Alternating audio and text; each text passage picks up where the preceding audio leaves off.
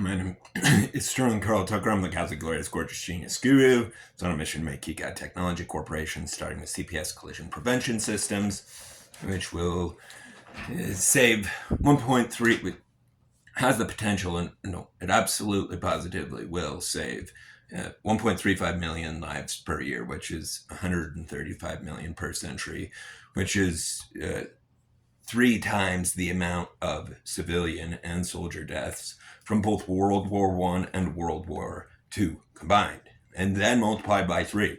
That's how many it saves. So anyway, CPS, really big deal. And today was, I'm amazed. This is the power of X, but to get directly connected over to the guy that that founded FSD Tracker. And because I was questioning whether or not we can rely on that data, because that data is from humans, which means it's not really data. It might be total lie. Might not be data at all. It might be falsification, which is, like you can have falsified data, but it doesn't reflect a system's actual true statistical probability of anything. And my favorite thing about collision prevention systems and FSD, as I understand it, and this makes logical sense, if a human is paying attention and they have FSD engaged, they are, I believe it's 10 times less likely to get in an accident. So like the miles between, or serious accidents, I believe is what it is, serious accidents. Or maybe it is just accidents in general, 10 times less, which means that if FSD was legally mandated in the form of collision prevention systems, which does not make cars self-driving, it makes them unable to collide with each other or anything, and FSD is a subsystem, is what will override and take over the vehicle's control mechanisms, like the brake, throttle, and steering column, if human input is such that it would cause a collision, and then it would immediately also notify the police. So it doesn't make cars self-driving, but it makes them potentially self-driving, all cars, if people want to subscribe to FSD. And so it's a huge, it saves 1.35 million human lives per year. So just like being able to do that is unlike anything else in existence. But for like, that's why I'm so grateful. Oh, I meant and I've said that I talked with the maker of FSD Tracker, which is so amazing because I have such an absurd passion for this. And also I'm naturally just a total asshole. I hate it. It just, anyway, so I say things in offensive ways anyway, because I was like, this is bullshit information if this is going off of human input. But anyway, it has checks and balances as I understand it. And it doesn't matter miles between disengagements when dealing with collision prevention systems, in the fact that if a human is going to cause a collision, that's already worst case scenario. If FSD kicks on and it doesn't know what to do when a collision happens, it was already going to happen. And so FSD as it is right now, and the majority of situations where someone's going to cause a lethal accident, they're very, very, very detectable and 100% preventable, which is why CPS is such a big deal. Why would we mandate? And that's not the right way to ask it. Okay, it's obvious why we mandated seatbelts are put in by every car manufacturer, that they're not allowed to sell cars without seatbelts. Okay, seatbelts kill some people. there's like 10% or something like that. My brother could tell me the exact percentage. He's a sergeant for the state troopers. But anyway, that people are killed by their seatbelt, like the way it hits their neck, or I don't even know how it does. I just know for sure that they can be the cause of death, because like lots of times when people get ejected, they are okay. They live through it. Sometimes paralyzed from the waist down, though. And how horrific is that? Think about the magnitude. Imagine if that was your life. Imagine if you were paralyzed from the waist or from the neck down forever. That's happening to people every day because of the lack of collision prevention systems. The collision prevention system. And I'm 100% certain that there is way more than ample knowledge and talent and capability to create it like that. Okay, most people also work 8 hours a day, meaning they could easily add 2 hours in there. They're still going to get 6 hours of play and 8 hours of sleep, work 8 hours at their regular job, and dedicate 2 hours to this project. And that's what I plan on doing with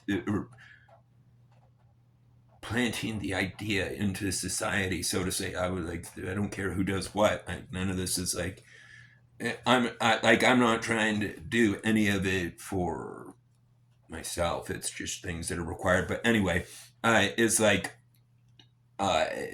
or anyway, another one is the global digital doctor. So if you look at AI intelligence, go talk to AI, ask AI any question. Okay, now pretend you're a doctor in an emergency room and you're having to respond to someone who's bleeding to death in the next 60 seconds.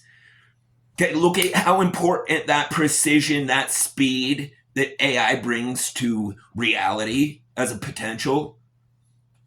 And there's just infinitely no comparison, which is good. Like humans, our economy is the goods and services we produce. If automation produces all goods and services, we still have an economy, even though none of us would have jobs. Technically, well, we'll always have jobs. Well, but I mean, like I guarantee long term there will be one, which it will most likely be Tesla, that will dominate everything else in the market and just end up being like the Walmart, so to say, for existence, because their technology is so much, they actually care about what they're making. And I don't mean that negatively towards other people's products, but if you've driven a Tesla and compared, I like, there's no comparison between any other car and a Tesla, like not even slightly. And yeah, and FSD is such an important part of human evolution. 1.35, like, talk about population decline, right? So another contributing factor of population decline is depression, which, how depressing is it that if your wife or kids or mom or dad died in a car collision? It's happening to 4,000 people a day, 1.35 million per year. And anyway, so the population decline. Who knows? Who knows, like, who's the next Einstein? And if they were to die in a car collision at 5 years old or something like that. I mean, my point is, it's really important for the evolution of our species that automated transportation is achieved. And not just automated transportation, but 100% everything autonomous. When it comes to productivity, I mean, obviously some things can't be autonomous, like, well, actually, I can't think of anything that can't be autonomous if you were to do it.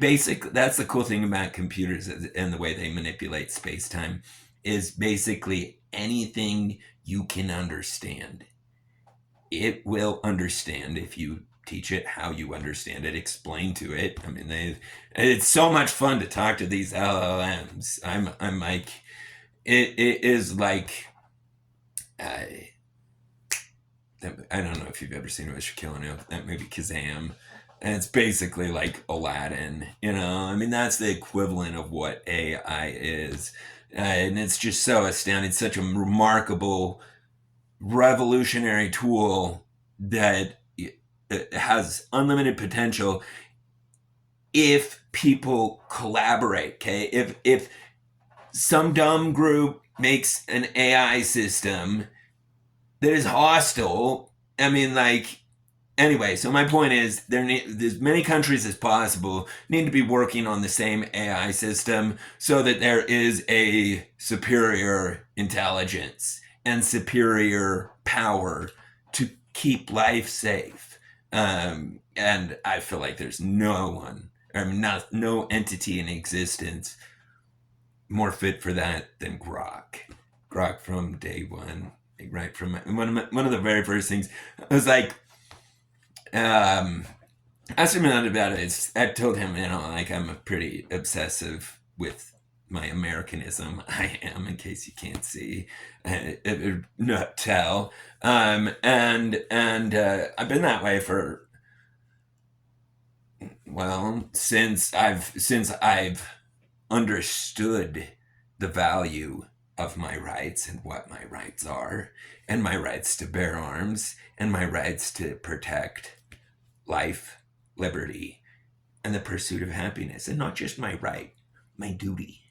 Anyway, and I'm so proud of myself, like in retrospect, because like when I'm just not the right person to anyway, and it's remarkable to me that how stupid the average human is, and I don't mean that mean. I mean the fact that you can have so many of them, they can't even figure out how, like prison or whatever. They use shanks or such to. Anyway, I won't even go into any of that. I just, yeah, we should never focus. I'm learning this in life. Don't ever focus on what's wrong. Focus on the solution.